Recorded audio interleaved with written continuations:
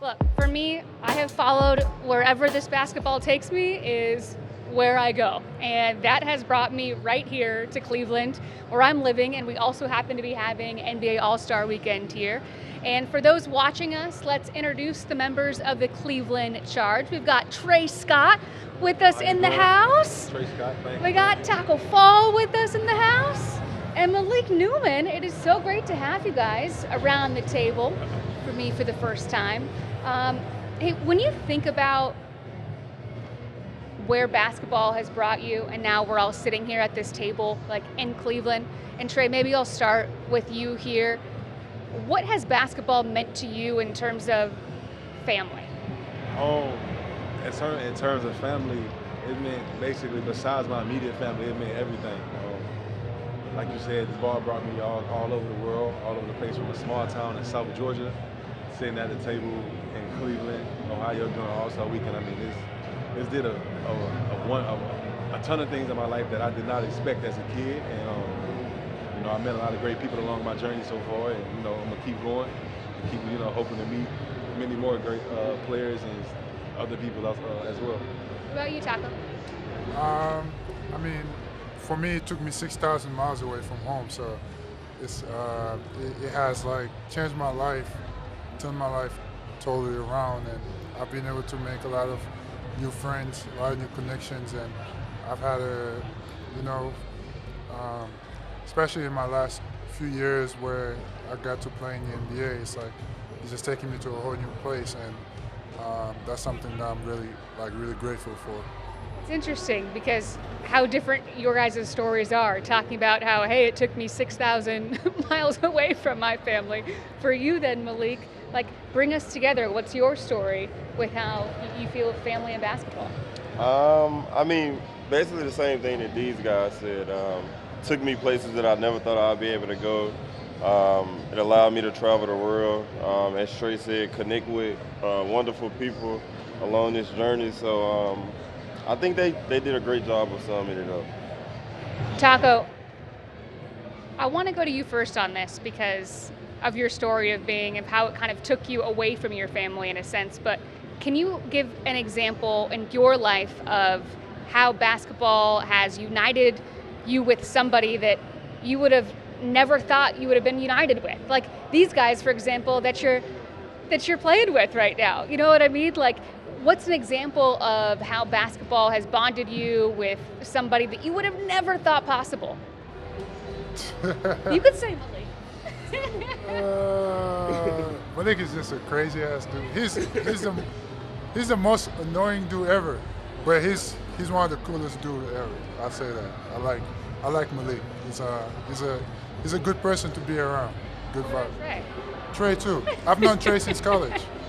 We used to go at it against each other in college. Playing with Tacko. Yeah. College rivals, Cincinnati, Central Florida.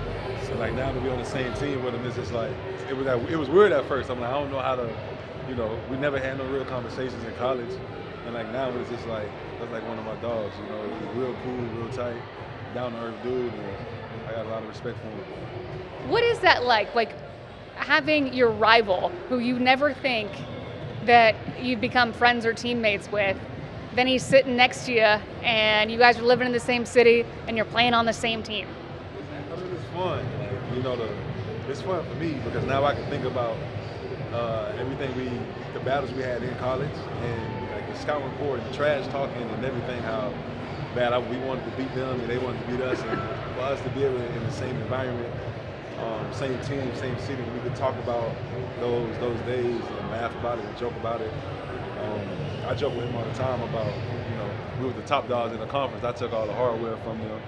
He still don't like that, but just those type of moments, some things that I never forget. Malik, is there somebody for you that you think, man, if I never picked up this basketball, I can't believe I would have never have met him? A lot of people. I think the one person that I may pinpoint, it may be Tacko, and I'm not just saying that because he's sitting right here. But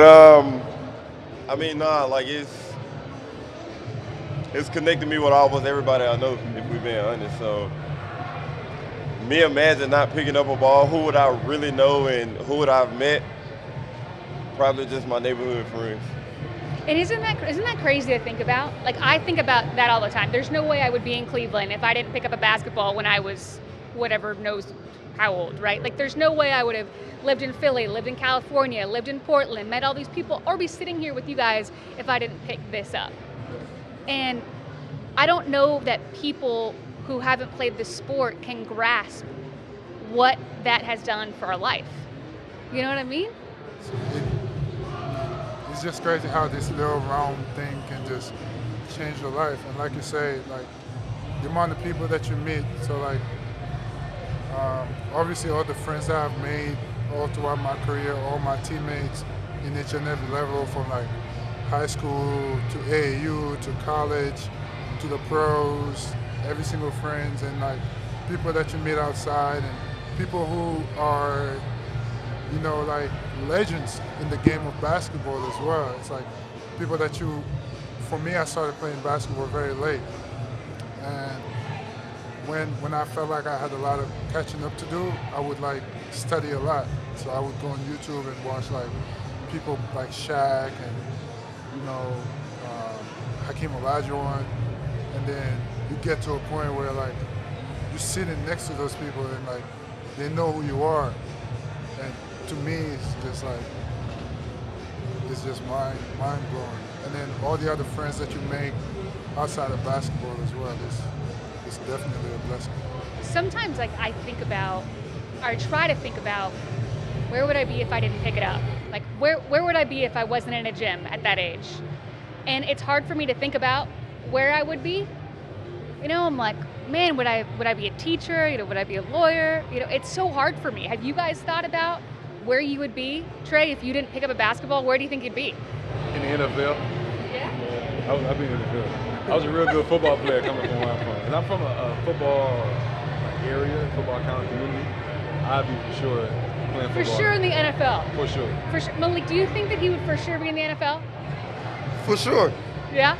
That's my friend. I got faith in him, so for sure. Hey, that's the answer I expected. There you go. He never seen me play football, but that's how I know that's my guy right there. You got the swag of a football player though on right now. You got the swag of a football player. Big like receiver. You know, I played receiver in high school. I had a few big schools, you know, on my tail about me coming to college football. And if I wanted to, I could have, but I just, you know, stuck with basketball. What about you, Malik? Don't know. I could have did the football route, but I was too good. So, I don't know. You gave others a chance. Huh? You gave others a chance. Exactly. You know what? That's what type of guy he is. Great citizen. That's the type of guy he is. There's more to basketball though than just bouncing it. Oh yeah. Of There course. is.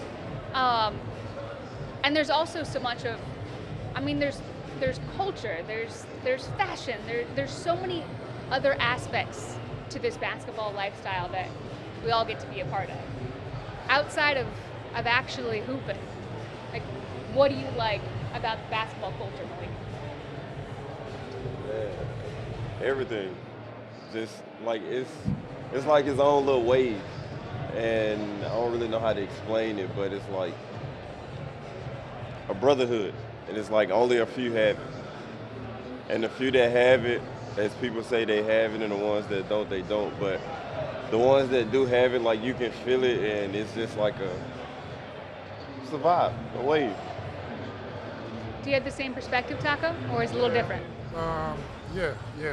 To me, it's like a lifestyle. It's its own culture, and you know, and like you say, also there's the brotherhood part of it.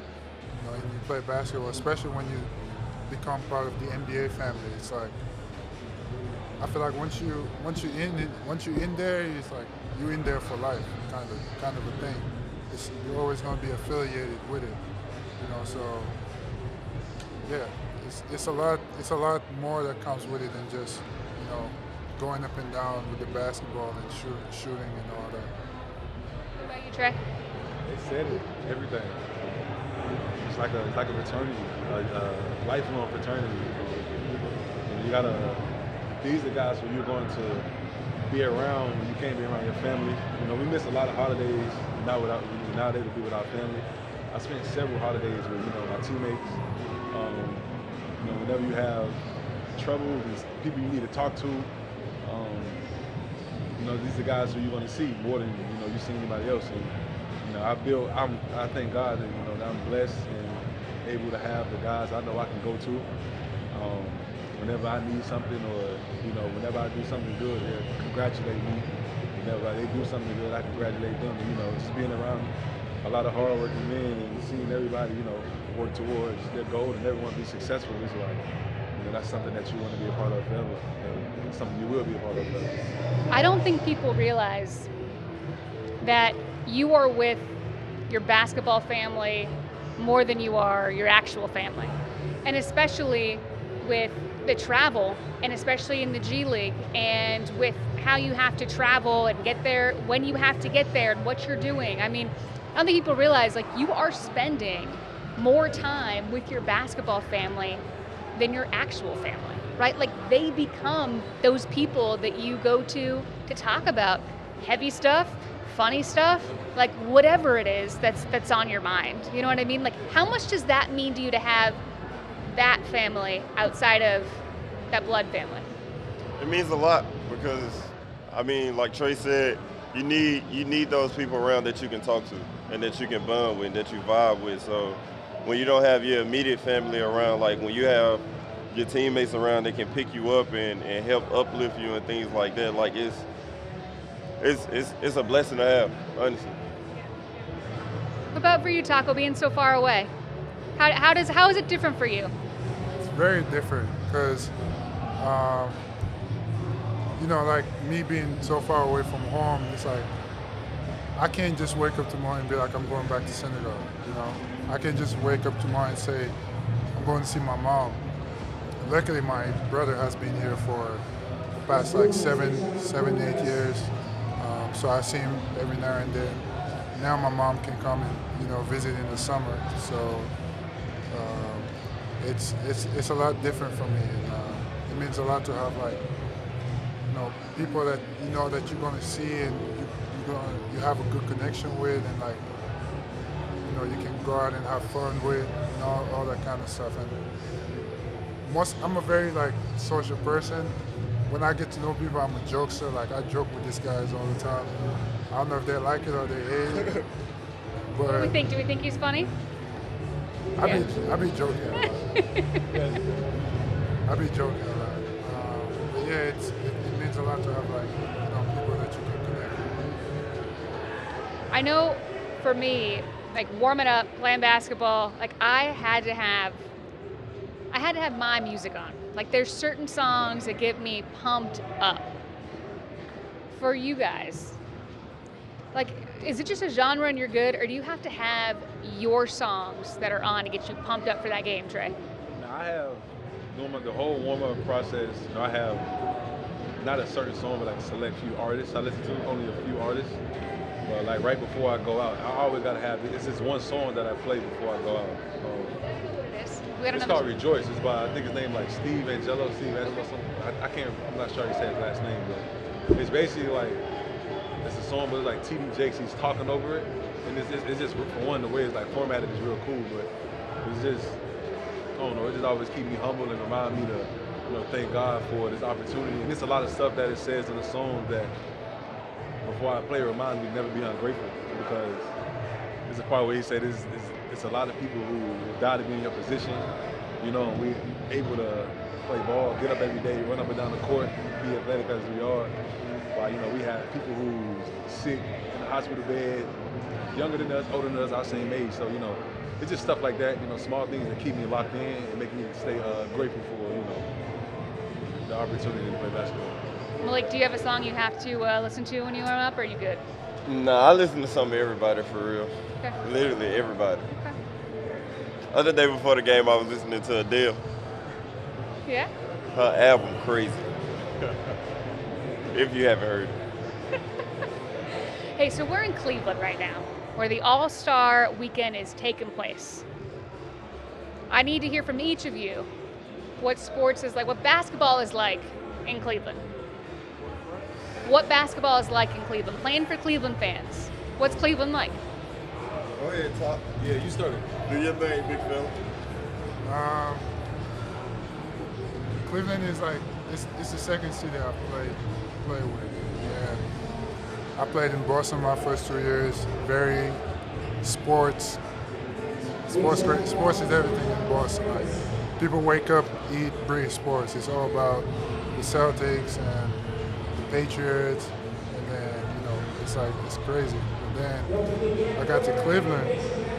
You see, there's a little bit of shift. Like it's still a sports city because when I got here, like the Browns was doing well, and now the Cavs are playing really well, and you're seeing the shift. Like people are being more involved.